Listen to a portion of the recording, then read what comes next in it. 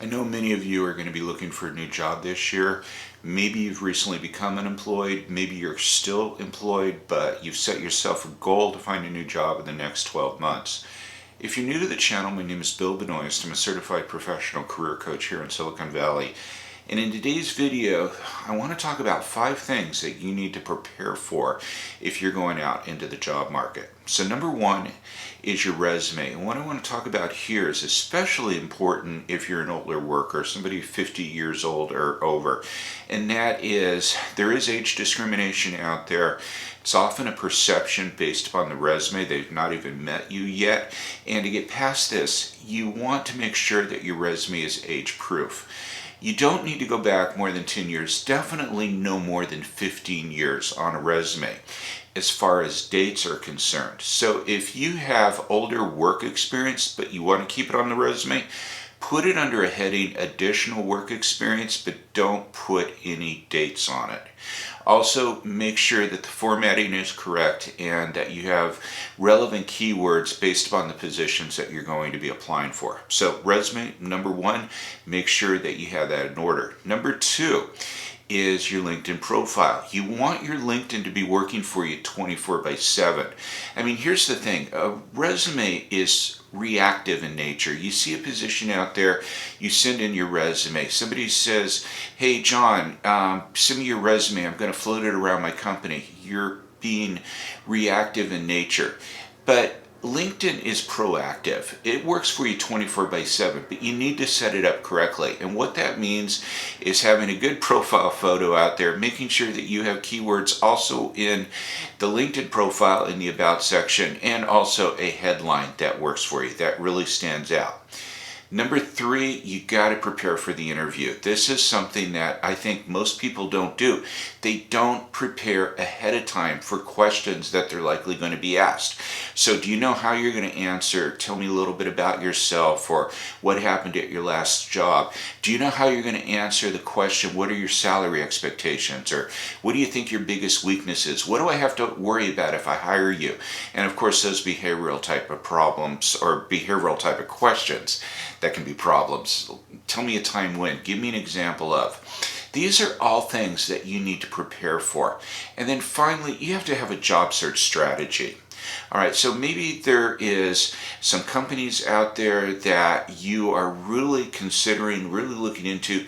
You need to start networking. You need to start forming relationships within those companies. So these are the and that's only 4 actually. So what's the 5th one? It's the mindset. And what I mean by that is, when you lose a job, or even when you're out there looking for a new job, it's difficult. It could be emotionally draining, and you need to take care of yourself. So these are the 5 things that I'm talking about here. Your resume, LinkedIn, interviewing, job search strategy, and the right mindset, a positive mindset. Now, something else that I want to mention to you, and that is, should you be working with a career coach? And I'm not trying to advertise my services or anything on this. I just want to talk about career coaching in general and how this may help you. So first off, there's a number of different avenues that you can take for getting support in this. I mean, number 1, you could certainly work with a career coach, but let's say that you've recently been displaced by your organization. Check to see if there's any career services available that your former HR department has contracted with career transition companies out there. So a lot of the tech firms, here in Silicon Valley do this, and I've worked with some of these career transition companies, and I can tell you that I've worked with clients remotely that have been all over the United States and even all over different countries. So this is something that you want to check out. Is there a career transition company that your HR department contracted with can be providing you career coaching services at no charge for you?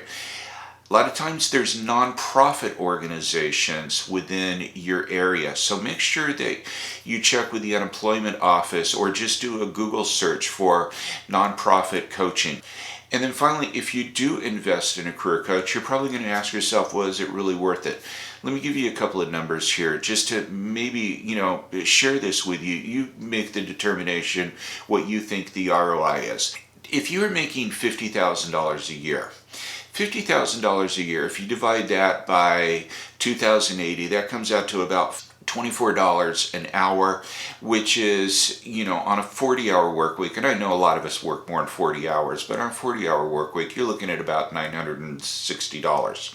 If you're making $100,000 a year, you divide that by 2,080, it comes out to about $48 an hour, or $1,920 a week. So whether it's $960 a week, or if you're at $100,000, $1,920, it could be a lot more, it could be like less. But look at that versus the cost of the coaching. So in my example, and I have really limited now myself to one-on-one coaching because I have the online classes, and YouTube is monetized, so I have that. But I do some coaching. I limit it to just a couple of clients a month. If you work with me and you put everything into play that I share with you, and you land just 1 week sooner than had you never worked with a career coach at all, well, you know what? That $50,000 job at $920, you've already made that money back and then some.